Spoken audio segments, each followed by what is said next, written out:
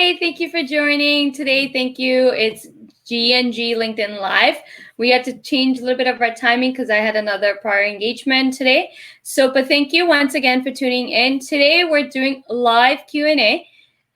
We will take any topics to do with HR employee experience. You can ask us anything you like. You don't have to be an HR person. You can be an employee if you have some concerns and you need some guidance and help. So today we're doing a live Q&A.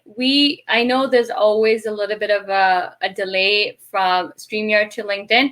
So we will wait while we wait on comments to come. So just type your questions below in the comment section and we will be happy to answer any question. Just keep in mind, it's more about HR related topics, employee related topics, employee experience. I did make a little bit of a list on this post of what type of topics to ask us questions on. But again, this is like us freestyling right now. You can ask us anything you want. So we will open the discussion to anybody and welcome any type of discussion related based on our expertise. Gil is an employee experience expert. I'm an HR expert. And we're here to answer any questions you have. Gil, do you want to add anything to that?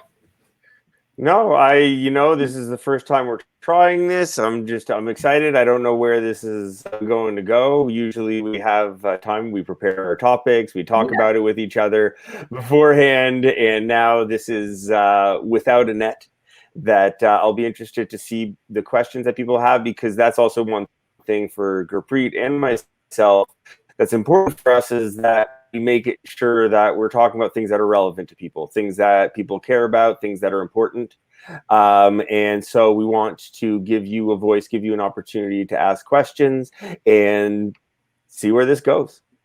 Yeah, especially right now, COVID-19, we have even a lot of different provinces that are opening up for business. And I think there's a lot of stuff going on with that. And I think a lot of people might be scared to work, or how does it look like if you're going back to work? I know companies, if you're going to have physical employees at work, you have to provide proper PPEs. And safety is a huge thing right now as well. So we're open to take those questions as well for both ends, companies, employers, as well as employees. If you have questions around that, layoffs, anything. I know we're a little bit in a very unique situation with COVID-19. So we'll take any questions if you have. Yes, this is not a job search segment, so we will not take job search questions. It is HR topics, and you as an employee can ask us any questions related to your job or environment. HR professionals, you can ask us questions. Employers, you can ask us any questions. Again, our expertise are in HR. Yes, I do have job search expertise, but this is not the segment for that. So yeah, if you have any questions, if you want to share anything with us, ask us anything. It's kind of, we're trying this out. I know a lot of times people have questions and we are talking a lot. Yeah, no, guys, come on. This is not job search. So I want to follow up what you were saying about companies coming back to the office, because this is something, and I've had a few different conversations with leaders about this, that coming back to the office is an experience that we need to decipher essentially from door to door. That from the moment a person leaves their home to go to, if they're being expected to go to the office, to the time they come home, should be part of the equation. This isn't just about how you set up the office. This isn't just about hand sanitizer. This isn't just about what the office experience looks like. But you also have to understand that some people are coming in where they have to take a GO train and then a subway to work here in Toronto, right? And the fact that, from my understanding, that once you're in an office building, it's a lot harder to leave. And the rules are a lot more difficult, that you're stuck there. So then what are the expectations there? What is the impact on people? That just because we are able to go back to work, or we're slowly more and more being able to go back to work, we need to consider all of the different aspects of really what that means. That doesn't just mean, it doesn't mean we're going back to life as normal, life as it used to be. Even in the office, we'll still have to social distance. We can't just be sitting, right next to each other or anything. And it's really important to understand that experience for your employees is also an emotional one. So there's the physical one in terms of the health and the safety, but it's also an emotional one that most of us who have been lucky enough to be able to quarantine or self-isolate or whatever you want to call it, have been home for a while. And it's an adjustment to be at home going out, that there's a certain newness to it, an adjustment to it that we have to be understanding with employees as they come back, because coming back is inevitable, but about guiding that experience and not just saying, okay, today's the day you're going back and that's it. A couple questions here. No, more job search related. You know what? That one about what kind of answers did an HR expect for Sure. why you like to work for an ABC company? I don't know whether that was asked from a job search perspective. I think it is. But that's fair. But I'm going to take it and use it for my own purposes. Sure. Which is talking about the stay interview, the opportunity that managers or HR have to talk to employees to understand what it is about the company that's actually good. Why do you stay? What is it that keeps you around here? Because that's really important information to know what direction to push. Because if you have employees that care about certain things and you don't know what they are, well, you might take them away. You might diminish them, right? Mm-hmm. But if you understand, especially in this era of employer branding, that if you want to be able to put something out to the market, you need it to be authentic.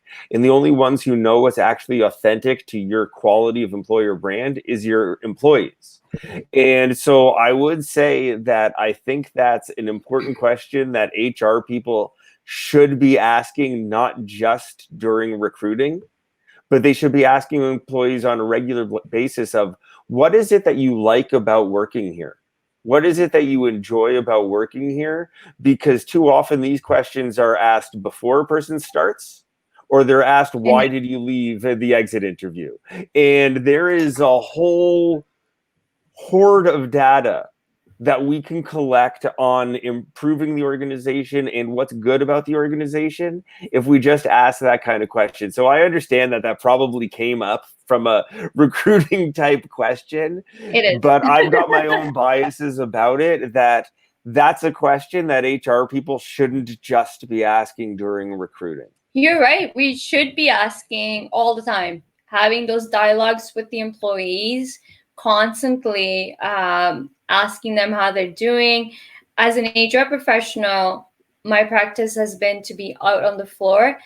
And I had a great mentor that showed me that. And I think a lot more HR professionals need to do this.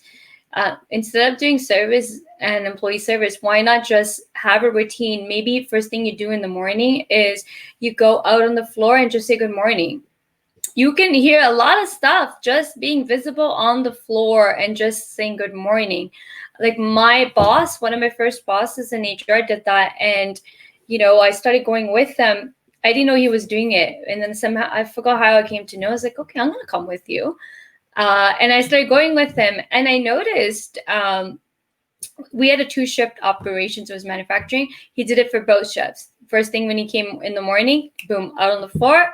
Good morning, good morning. And then same thing when the afternoon shift came in. Then again, he went on the floor. So I started going with him. And what I noticed was people were coming to him and asking questions. Any concerns they had, they raised them with them right there on the spot. And he was able to navigate questions, concerns right there on the spot. Like people didn't have to wait to go to him to ask him any questions. And as an HR professional, since I had him as a mentor, as my boss, I started doing that in all my HR practice as well.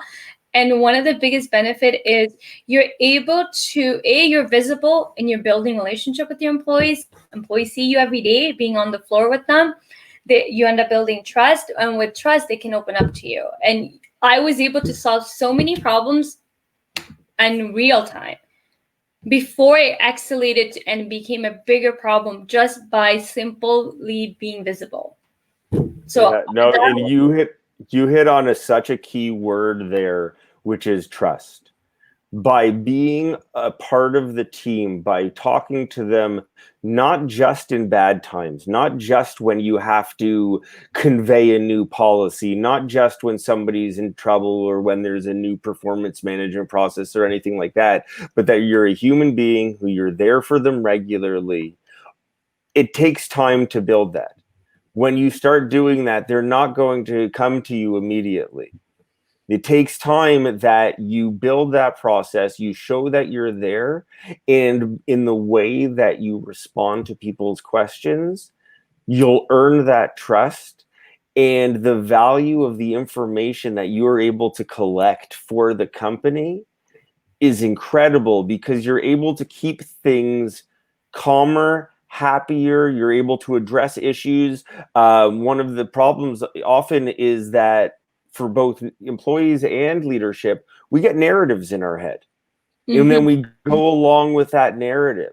Well, an employee who has an HR person who sits behind a closed door and who always comes out, it only comes out for bad times, doesn't have an opportunity to test that narrative, doesn't have an opportunity to validate whether or not what they're saying is right or not, because sometimes we just get things wrong. We all get things wrong. HR, leaders, employees, all of us just get things wrong. But without building that trust and communication, you're never going to be able to validate it. As well, ultimately, one of the great things on the other side about it is that as an HR person, so we talk about the responsibility to the company, which is obviously there, but there's also a responsibility to the employees, which you gain a greater understanding of the more you understand what their day-to-day work is. The number of times where I would talk to focus groups in my consulting career, which told me, we don't trust HR because we never see them. We can't give them honest answers because they're not around us, and they literally have no idea what my job is. They don't know what I fill my day doing. How can they tell me anything that I'm actually going to listen to? And that was a refrain across industries, across continents, across companies, that there are so many HR groups that sit behind their desk and don't come out and don't build those relationships. And so they don't have the trust that, you know, when they send out that once a year survey, they're certainly not getting the honest answers that they need to be able to make good decisions. It is true. When you're not visible to the employees and you're just sitting behind a desk, you're not building a relationship, so they can't trust you, right? Trust comes from being visible, making an effort to get to know them and their work and what challenges they go through every single day, or how they perform their duties. You know, every company I started working with, that's one of the first initiatives I always did. And I worked on a lot of contracts, but I still made an effort. One of the first things I always used to do was spend some time on the floor, learning the business, learning the ropes, learning the different types of jobs and how employees are performing it. Job shadowing. I actually used to do job shadowing. It doesn't matter if it was an office environment, manufacturing, call center. I job shadowed just to learn the business as well as the duties and responsibilities of each employee and what they go through on a daily basis to get their job done, to get their work done. Get a better understanding of their challenges, possible challenges that they're going through, and you're able to better strategize your HR strategies as well as anything you want to implement, because you know you're taking the time to get to know them, their needs, and as well as the day-to-day things that they're going. You can't implement change sitting in an office. A change that's going to, a change that's going to impact them. You can't sit in the office and dictate what to do and how to do it. and let's just implement this. So many companies fail in change is because you didn't take the individuals that are it's going to be affected by the change into consideration. And you can't implement strategies without actually implement, like HR strategies, you can't implement if you don't involve the employees. So yeah, it's interesting that a lot of, I've even come across where employees don't trust HR. I've heard this multiple times. Even today, I hear it all the time. And it's sad because I don't have that experience. My experience opposite. My employees, regardless if it's contract, permanent, my employees trusted me. And I think it's because I spent that time on the floor. But it's sad for me. And a little bit I get defensive when I first hear it, but then I have to take a step back and it's like, oh, they're not talking about me. They're not my employee. My employee said it. I'll be like, oh my God, right? And then I have to take a step back. I was like, yo, I don't know them. I've never worked with them. I don't know what their situation is. And I don't know what their HR. I've had people reach out to me and ask me so many HR questions because they were so scared to reach out to their own HR. And so for me, from my judgmental, opinionated mind, the reason where that comes from your experience is that you led with empathy. You led with not saying, I'm Gurpreet, I have this experience, I know what needs to be fixed around here, and laying the hammer down. You went in and came with a curious mindset of, okay, so what does work look like around here? What does your actual day look like? What are you like as people? Which then allowed you to make the right HR strategies, like you said. But that's where that came from, by understanding your user base, by empathizing with them, getting to see the world from their eyes. And instead of, like so many HR departments still do, making decisions entirely from the narrative that they and the leaders come up with, they need to include people in it. Because like you said, when you have a change initiative and you haven't included the people who you are impacting, it just makes it harder. You're wasting time for yourself, you're wasting time for leaders, you're wasting time for the people. Whereas if you do the groundwork up front and understand the things that people care about and include them in the right decisions, then you don't have to worry so much about change management because they're driving the change. They're excited for the change. Yeah. They know the change is coming. They understand why it's coming. They understand why the decisions were made and are in the best interest of the people in the company. And they're out there out front. Whereas when you do it at people and you make decisions because, you know what, that's what the latest guru said or the latest thought leader said, this is the direction I need to go. Well, that's what's going to happen is you're going to get people. And again, I'm having flashbacks of a lot of focus groups that I sat in of people who've lived through this, of people who've had to experience this, of HR made the decision that we were going to go into this kind of thing. If they had just asked one of us, we could have told them why it wouldn't work. But they didn't, and here we are 6 months later, and now it's failing, right? That's money wasted. Down the drain. A lot. Down the drain. Money, goodwill, productivity, motivation. Trust. You lost your employees' trust. Absolutely. You dismissed them totally out of the equation, and you just made them feel like, yeah, you don't, pardon my French, but you just don't give two shits. It's what you say goes. And that's not a partnership. I think a lot of companies need to understand, especially right now during this crucial time, you got to have a partnership relationship with the employees, employer-employee. It's a partnership. You need to have a partnership. And one thing in this partnership, I want to recognize something. I've been reading a lot about this, and I've been hearing a lot of things around this topic as well, is a lot of people are working way too many hours. And I was reading this article where they're talking about 4-day work week. And though Justin Trudeau in Canada is not going to have a law passed on this, he is encouraging employers to really look at this. And I want to touch on that. I feel that I don't think companies are doing enough to look at the situation on workload. Your employees are working around the clock. I know so many people, and I'm not saying it's the employer's fault. My cousin, my friend, my sister, not my sister, but another person in my few people that have reached out to me, and plus my clients on the coaching side have shared stories about their partners and stuff like that. I'm like, okay, well, first of all, they need to put the work-life balance. I'm not sure I don't think their boss is expecting them to work 12 hours.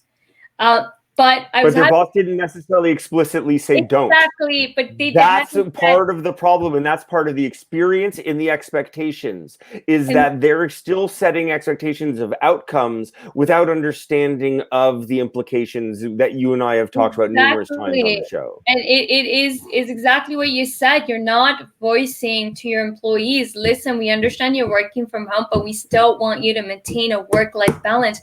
I think a lot of companies right now need to do this campaign internally to keep telling your employees that they should only work 8 hours or less depending on their situation.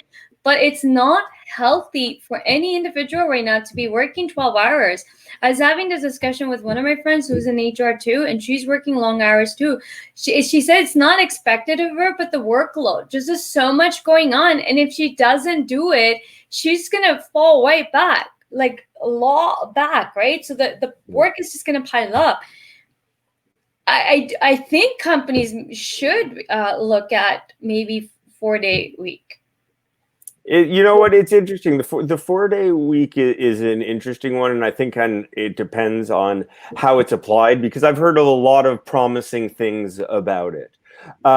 So it's interesting, but speaking of the federal government, I don't know if you saw the note that the federal government sent out to their employees, that it was a list of, you're not working from home, you're not remote working, you're working from home during a pandemic. Do not expect to, we don't expect you to have the same level of productivity. Do not put the pressure on yourself to have that. Like, it was just a whole list of clear expectations that we understand what you're going through. We understand that this is a mental health issue for everybody who's doing this right now. This isn't normal time, so we're not going to have normal expectations for you. And, there was a stat I read early on in COVID was that something like 80-90% of sales leaders didn't adjust their target numbers for their salespeople. So we're going through the biggest downturn. I saw that a lot on surfacing. Saw that surfacing a lot on LinkedIn. Yeah, and so here we are in the worst economic event in 100+ years, and a 20+% unemployment, and sales leaders, regardless of industry, are still expecting people to make the same level of sales.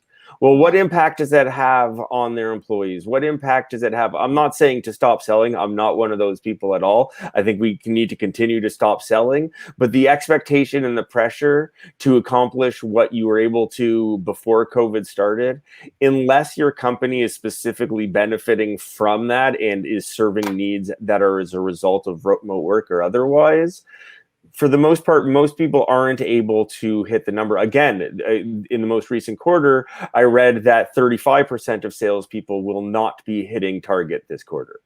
The interesting thing is, that was just very shocking to me, to have that expectation that your sales employees are still expected to hit that quota, given it's a pandemic. We have a lot of stuff going on. Individuals' lives are upside down. Mental health is a huge thing right now. And somebody I know has committed suicide. Last week I found out. Again, she had depression. She's been battling depression for years.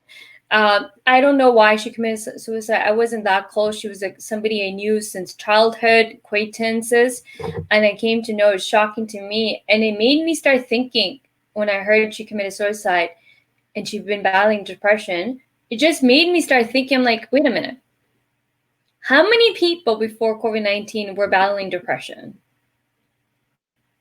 How has this added to that? Because if you weren't even battling depression, it's already hard to deal with COVID-19. Any normal person is struggling right now. But just imagine the person that was already going through depression now got hit with COVID-19. I can't imagine. I don't like, just her incident just has been bugging me so much that the amount of people that are suffering from depression right now is probably high. Extremely high. And especially what has worried me since the beginning of this is twofold. One, the people who have mental health issues and don't have access to the resources they currently need. That is one major issue right now. You know And what? that I'm surprised they didn't deem that as an essential business. I am surprised, but you know what? On the other hand, I have seen an increase in services available. I think they added a specific helpline Online. for teenagers and stuff. But that's what's available right now. That's what's available. Yeah, But again, they don't have the resources. The but people it's don't on. have the resources. But I want to touch on that, right? Like, maybe they made changes I'm not aware, but before it was online.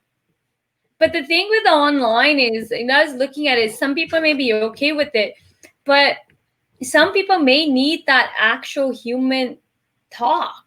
And that's what's lacking right now. And that's what many people, and that's what I'm saying is my concern is that a lot of people don't have the resources that they have. You know, even having therapy over the computer isn't necessarily the same. I had a conversation with a person in last week where they described Zoom calls really well, that it felt like a low nutrient diet, where it fills you up, but it doesn't give you necessarily the nutrients or the connection that you need to fulfill that requirement. And so that's why I think there are a lot of people who are suffering right now, whether it be depression, anxiety, any other mental health issues, because they don't have access to the services that they need to keep themselves stable from day to day.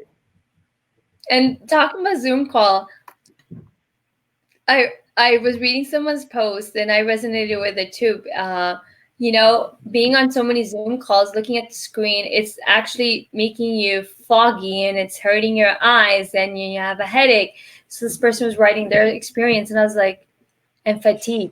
And I was like, yeah, you know what? I've been feeling this way myself. And I never put the two together, because even me, I've been doing a lot of Zoom stuff, Zoom meetings, these lives. I have a light being put on me right now so that people can see me. And I never noticed it, but then I started noticing until I read the post. That's when I was able to connect the dot. Wait, a lot of the stress I'm feeling, headaches and everything, strain on my eyes, is coming from looking at the screen constantly, being on calls.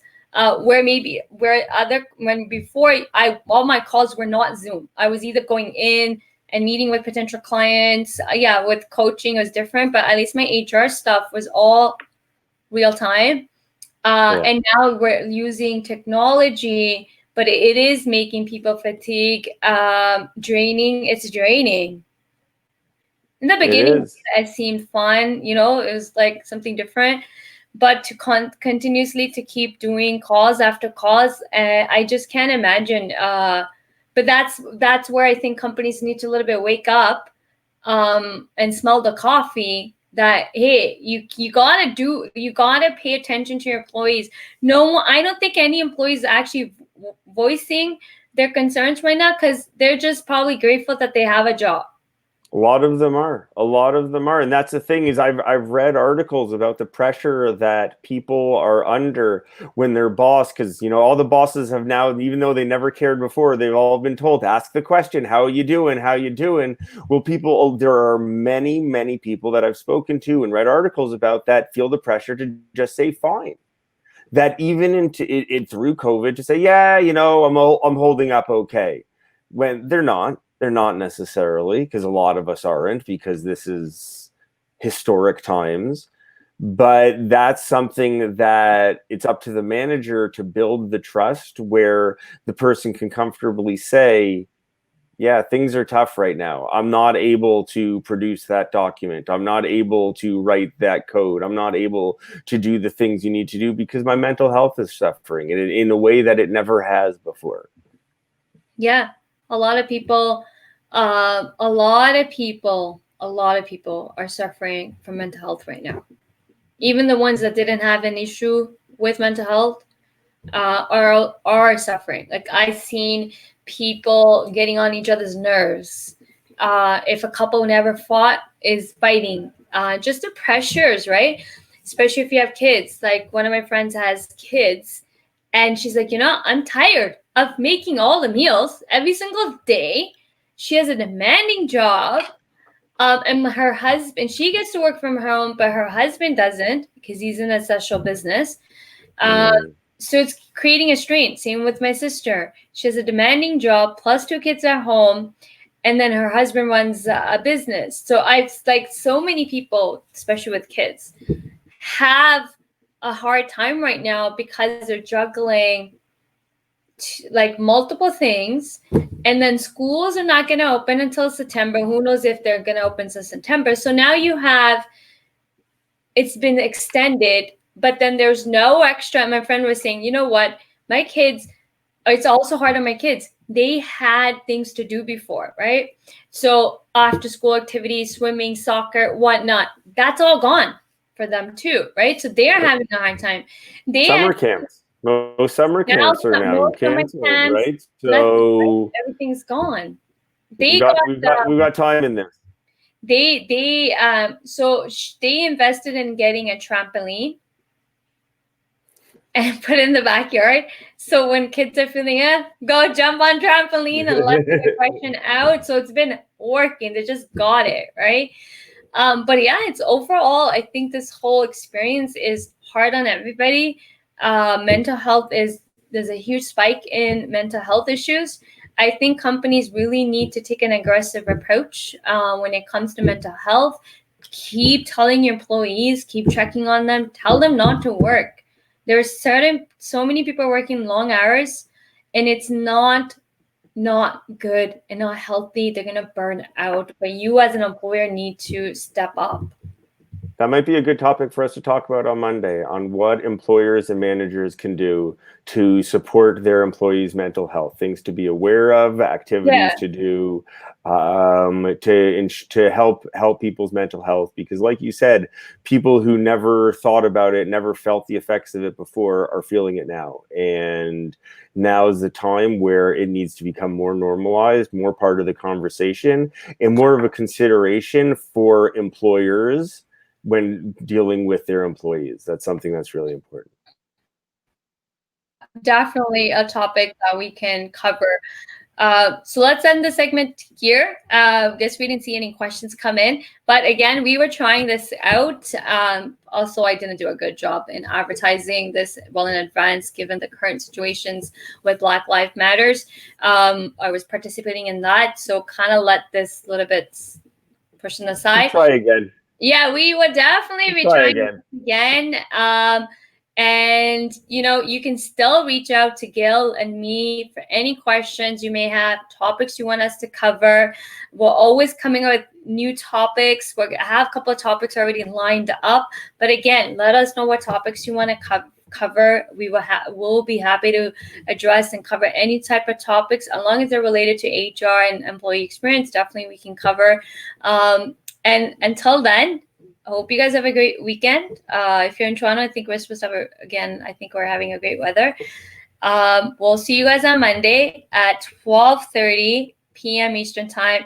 If you do miss one of our shows, you can always catch the replay by going onto my LinkedIn profile and then scroll down, and you'll see it on the activity. So the replay is actually always available. You just have to go through my LinkedIn activity section, and you'll see it right there to catch the replay.